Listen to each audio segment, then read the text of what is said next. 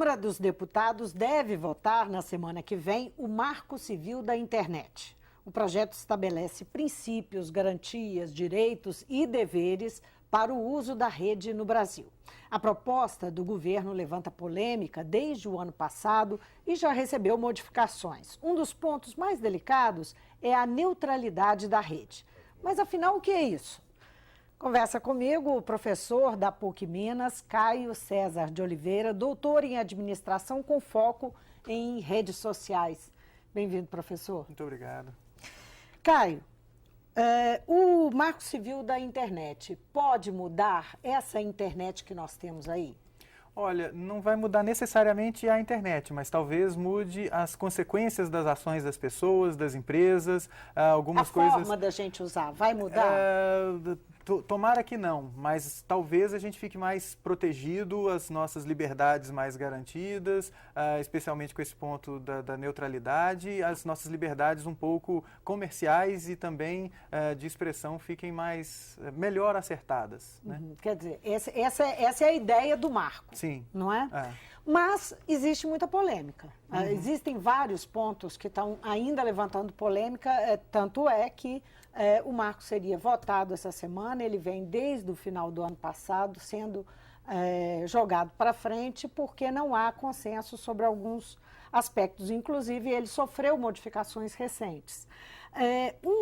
Uma das questões é a neutralidade da rede, até parece que já é uma questão pacificada. Eu queria que você tentasse explicar para o telespectador o que é essa neutralidade da rede e por que é um assunto tão importante. Sim, vamos entender o seguinte, na internet o que é trafegado é dado, informação digitalizada. E, em essência, falar de neutralidade é falar que essa informação ela não deve ser discriminada. Não interessa se você está carregando um vídeo, ou se você está carregando um texto, ou se você está carregando uma música, se você está trafegando o que quer que seja. O princípio da neutralidade é que esses dados sejam tratados de forma igual. Não interessa o conteúdo. De forma alguma. Acontece que, se a gente começa a enxergar esses tipos de dados sendo tratados de forma diferenciada, o usuário pode sair perdendo, empresas podem sair perdendo porque os seus consumidores não podem consumir aquilo que eles estão pagando para consumir e etc. O que está proposto na lei agora é que tem que existir essa neutralidade. Tem que existir a neutralidade. Mas existe uma pressão contra isso. Existe uma pressão forte contra isso, que vem especialmente das empresas que proporcionam acesso, porque elas querem fazer diferenciação de preços ou diminuir a velocidade do acesso de quem está consumindo muito ou de quem consome mais um determinado tipo de conteúdo. Que são as operadoras, as teles que oferecem a internet a cabo ou banda larga. Exatamente. Essas empresas elas têm uma preocupação grande de poder, elas querem ter a liberdade de poder diminuir a sua velocidade caso você esteja consumindo mais do que a média, ou de diminuir a sua velocidade caso você esteja consumindo um tipo de conteúdo que utiliza muitos recursos dessa empresa. Então, eles querem isso, mas ou isso... te cobrar mais por isso? Eles podem cobrar mais por mais velocidade. Eu acho que aí é tranquilo, isso aí é bem acertado, né? Se você quer acesso mais rápido, tudo bem, você paga mais por isso. Agora, se você já está pagando pela mesma velocidade que eu pago, mas você utiliza mais vídeos, eles se acham no direito de diminuir a sua velocidade porque vídeo vai utilizar mais recursos da rede. E esse é um ponto delicado porque há na proposta a possibilidade de que isso aconteça, desde que alguma alteração de velocidade ou no acesso aconteça, desde que uma questão estrutural, alguma ameaça à estrutura ou ameaça ao serviço pode vir a estar acontecendo no seu acesso. Então... Não entendi. Vamos lá. Explica isso direito.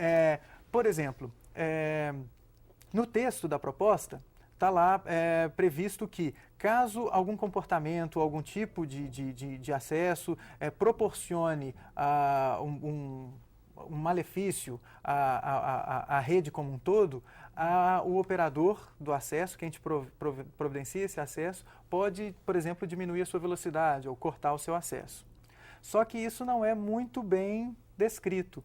E aí, o meu medo é que uma operadora pode dizer que você está utilizando muito esse recurso e está prejudicando o resto dos usuários. É uma brecha possível de ser... Que pode mexer na questão da neutralidade. Pode mexer na questão da neutralidade. Eu acho que isso merece um pouco mais de discussão. Você acha que o texto pode ser melhorado? Pode ser mais explícito, sabe? Para evitar esse tipo de comportamento. Na última versão do projeto foi incluído o item liberdade de modelos de negócios, né? E grupos que acompanharam a discussão no Congresso argumentam que essa é uma brecha para quebra de neutralidade, que isso dá uma margem de manobra, daria uma margem de manobra para as teles, para as operadoras. No ponto de vista de quem vai utilizar a internet para fazer negócios, isso é bem positivo. Mas no ponto de vista de quem vai utilizar, ou que o acesso à internet é o seu negócio, essa liberdade de modelos pode ser capciosa, porque uma tele pode proporcionar um pacote ou alguma coisa que no contrato esteja garantida essa diminuição de velocidade, ou que eu vou te fornecer o acesso à internet, mas você não pode acessar vídeo, né? Ou alguma coisa assim pode vir a acontecer. E se já pensou se isso acontece, vai ser Essa questão da neutralidade uma discussão mais comercial, ou nós podemos dizer que essa é uma discussão mais política? Considerando que tem uma questão de democratização da informação aí, ou uma perda, né, da democratização. As coisas se misturam, né? A essência da internet é o compartilhamento, é distribuir informação. Então, é claro que isso tem interesses comerciais que permeiam essas relações o tempo todo. Então, as coisas se misturam bastante. Mas ser neutro o acesso, os bits serem tratados de forma igual, é uma coisa, é um direito das pessoas que acessar o que tiver disponível ali. Não interessa o que seja o conteúdo ou o formato desse conteúdo. Pelo raciocínio comercial, você diria que quem é mais pobre ficaria mais prejudicado se fosse ser usado esse raciocínio na lei? Olha, eu não diria que está ligado ao poder financeiro, eu diria que está ligado ao poder de barganha e a argumentação de quem te vende o acesso à internet, por exemplo, também te vende TV a cabo junto no pacote. E isso é uma prática comum, embora não muito admirada por quem compra, né? Nós, usuários, não gostamos disso. Mas perceba que a partir do momento em que é possível eu fazer isso, eu posso te vender um pacote de TV a cabo junto com um pacote de internet, e no seu pacote de internet, já que você tem TV a cabo, você não vai ter direito a assistir vídeo, você não vai poder assistir isso, ou eu me sinto prejudicado como provedor de internet se você não assina o meu pacote de TV a cabo e começa a consumir serviços de outra empresa que proporciona lá acesso a vídeos. E aí eu me sinto no direito de diminuir a sua banda por causa disso. Isso não é muito legal. Por isso a neutralidade é muito importante, né? Outro ponto polêmico é o arquivo de dados pelos provedores sobre as movimentações dos usuários, não é? E essa movimentação ela implica em dois aspectos: registro de conexão e de aplicações. Quer dizer, aquilo que os comentários que os usuários fazem, enfim, compartilhamentos e tal, que isso teria que ser arquivado. O que você acha da polêmica do texto tratar dessa forma? Olha, é importante que isso aconteça, né? Eu não diria como necessário para o funcionamento da internet. Eu acho que vai facilitar, por exemplo, no caso de alguém estar utilizando a internet para alguma atividade ilícita, a polícia, o Ministério Público ter acesso aos registros para saber exatamente quem era aquela pessoa, quando que foi feita a ação, etc. Isso é importante que se tenha. Outra coisa são os dados das pessoas. Por exemplo, seus dados armazenados numa loja que você faz compras, ou seus dados armazenados, sei lá, no registro do seu GPS ou de um serviço da internet que você usa no seu celular, etc. Essa gravação de dados também é importante para que essas empresas proporcionem o serviço. Agora, dizer que esses dados têm que ser armazenados no Brasil complica, porque às vezes a empresa, para operar, ela adota uma solução que é mais barata, ou que tem mais estabilidade, ou que tem mais rendimento e que está em outro país.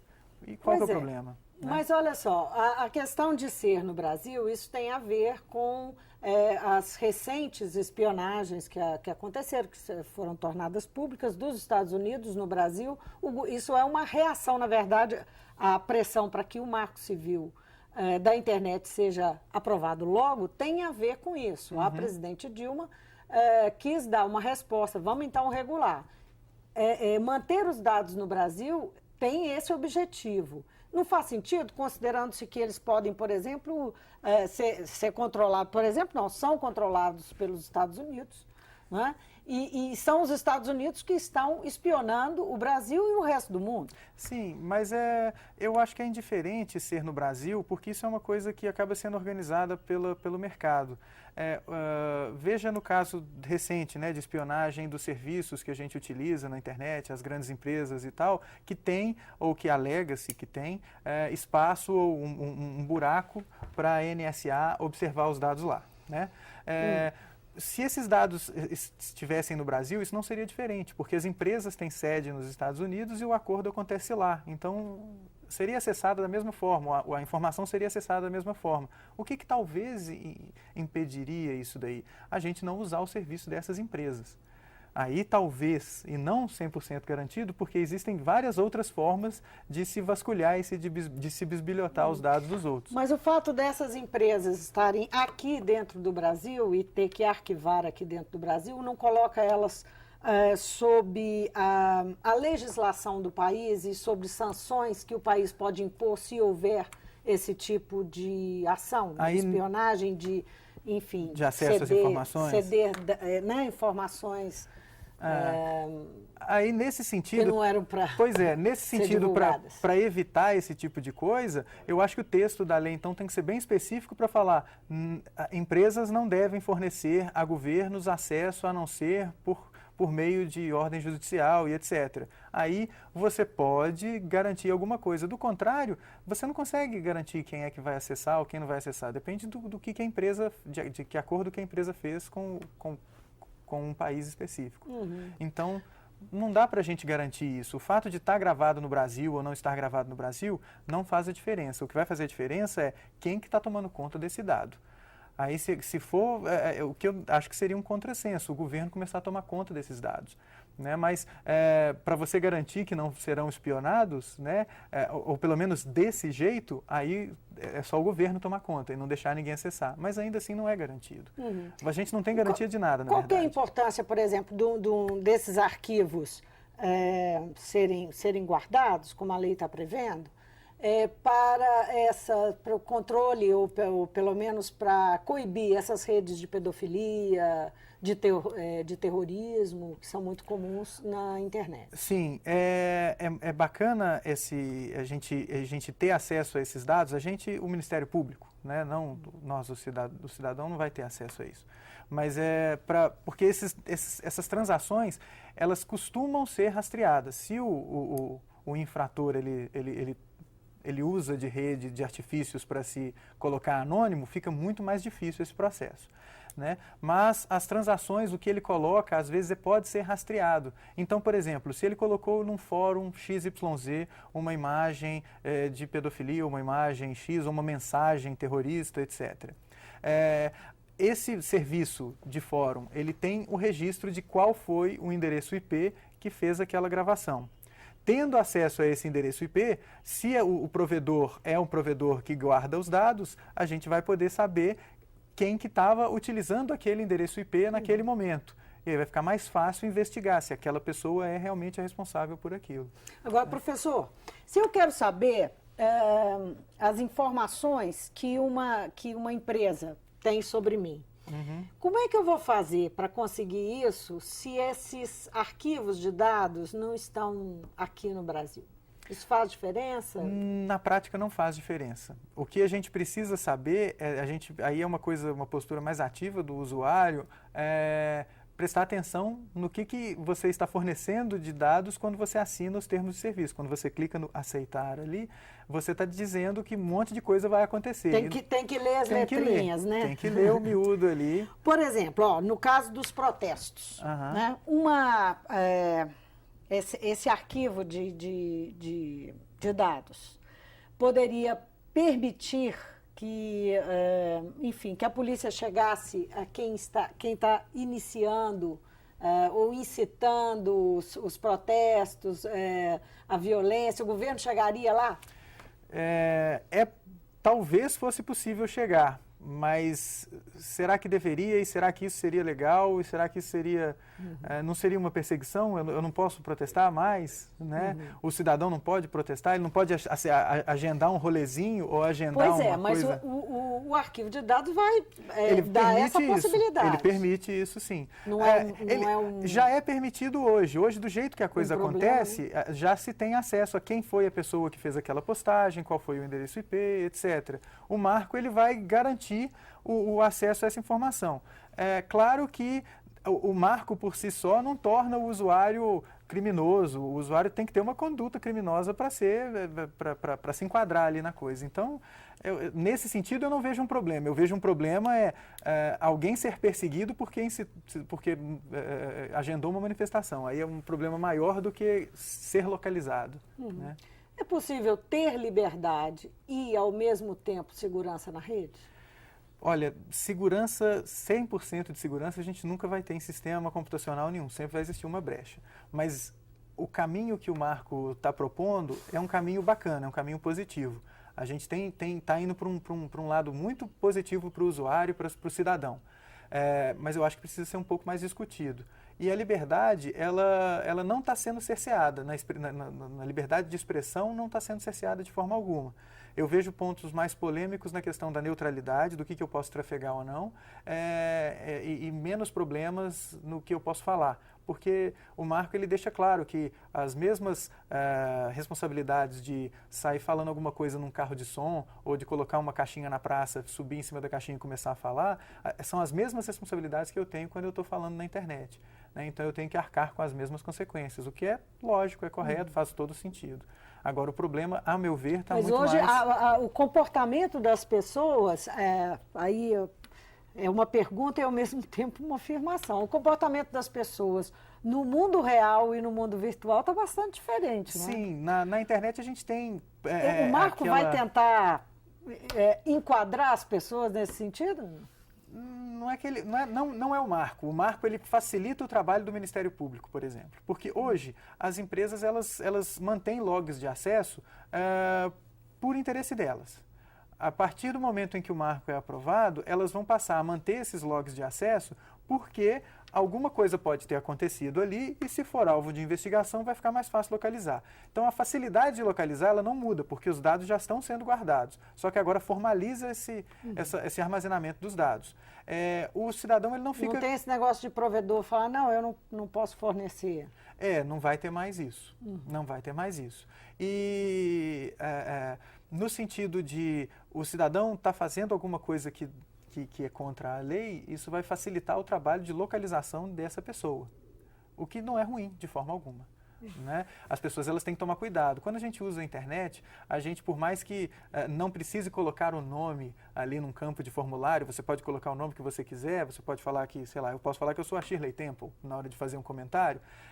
Por mais que ali esteja escrito que foi a Shirley Temple que fez o comentário, vai estar registrado que foi um IP que fez aquele comentário. E aí, se aquele dado está guardado em algum lugar e aquele meu comentário foi um comentário que é um comentário não está infringindo alguma lei, vai ser mais fácil me localizar. Né? Então isso não é ruim de forma alguma. Você acha que com essas questões que estão sendo colocadas, que nós destacamos aqui, pelo Marco Civil da Internet, o Marco Civil está pronto para ser votado? Ele está amadurecido? Ou seria o caso de se esperar mais, discutir mais? Olha, o texto, meu conhecimento de lei não é o maior de todos, né, mas do que eu conheço sobre neutralidade e sobre liberdade, etc., eu acho que dá. Mas seria muito melhor se algumas coisas estivessem mais explícitas, especificamente com relação à neutralidade. Eu acho que a garantia de que não há como feri-la. Especialmente no que diz respeito a você usa demais e por isso eu vou reduzir a sua velocidade, você está comprometendo a estrutura, o seu uso não é legal, ou esse serviço não é legal, ou agora eu mudei o seu pacote e no seu pacote não está previsto você escutar rádio online, então não vai poder mais. Isso eu acho que é complicado. É garantir que a democracia na rede não seja atingida. Exatamente. Professor, muito obrigada pela presença. Eu agradeço.